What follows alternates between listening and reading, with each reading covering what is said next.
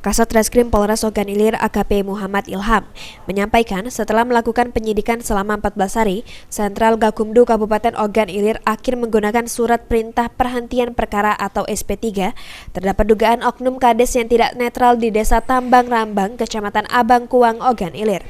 Menurut Ilham, sesuai dengan peraturan dengan masa 14 hari lamanya, penyidikan dilakukan tim Sentral Gakumdu tidak cukup bukti.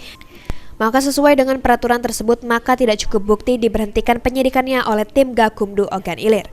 Sebelumnya terkait dengan dugaan oknum kades tidak netral di Desa Tambang Rambang Ogan Ilir, Polres Ogan Ilir masih melakukan penyelidikan dengan masa 14 hari sesuai peraturan.